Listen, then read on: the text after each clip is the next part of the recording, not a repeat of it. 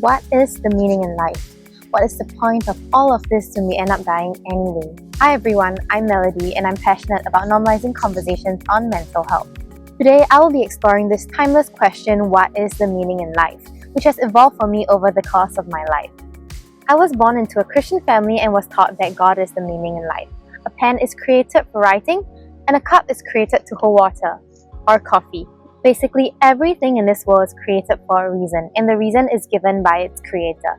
Christianity teaches us that the entire universe, including us humans, were created by God, and in that we will find joy and fulfillment in life.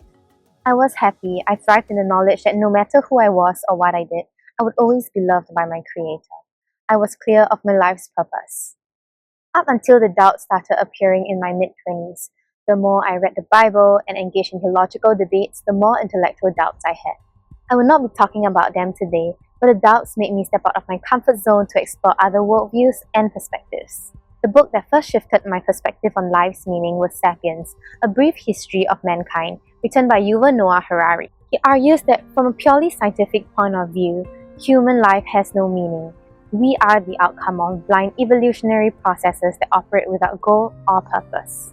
In other words, we are just one of the many species in the world with no grand purpose except to ensure our own survival. How then did the concept of the meaning of life come about? Harari argues that at some point after securing our basic needs, we needed something more to keep us going. That's when we started to search for happiness and meaning.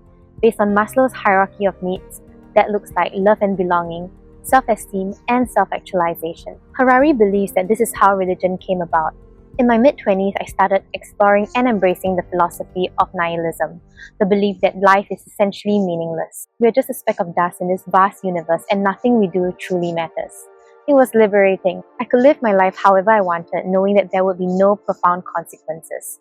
I stopped going to church. My 7-year relationship that was built on our faith in God ended. I drank, partied, and traveled a lot, making decisions based on how fun I thought it would be. I lived in the moment. Yet, it was also unsustainable. I realized that my fun moments were punctuated with depressive episodes, moments when I realized that I had absolutely lost myself. Everything that I had ever known was gone. What did it mean to be me without my faith and community, without the person that I had spent 1/3 of my life with? I realized that the joy I derived from those things were temporary and did not bring me true fulfillment. I was bored and restless. And I thought that the German philosopher Arthur Schopenhauer's quote perfectly summed up how I felt. He said, life swings like a pendulum backward and forward between pain and boredom. It was only when my therapist told me, you can't live with this philosophy, you've seen it, it doesn't work for you, you will just keep wanting to die, that I realized it was time for a mindset change. I started reading Camus, a French philosopher that although accepts that life is meaningless, rejects the idea of resigning to our fate and committing suicide. Instead, he urges us to defy our fate and become the heroes of our own story. He uses the analogy of Sisyphus, a character in Greek mythology who was punished for trying to cheat death with the never-ending task of pushing an enormous boulder up the hill, only to have it roll all the way back down.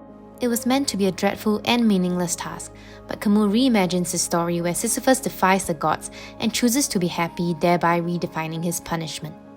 Camus writes, the struggle itself is enough to fill a man's heart.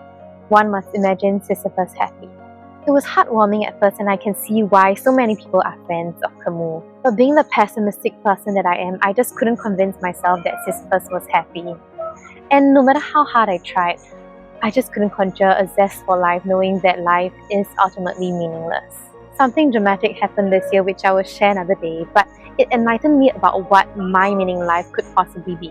The Cambridge Dictionary defines meaning as importance or value.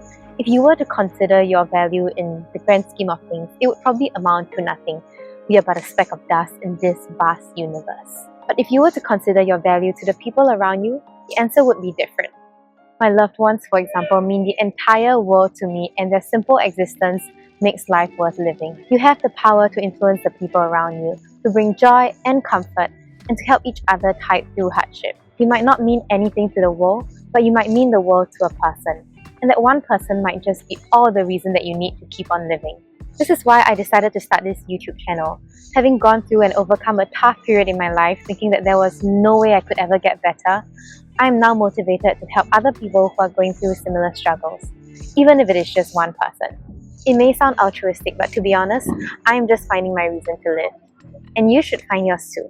As our great 21st century philosopher Avicii said, one day you'll leave this world behind, so live a life you will remember. Thanks for watching, and I'll see you again.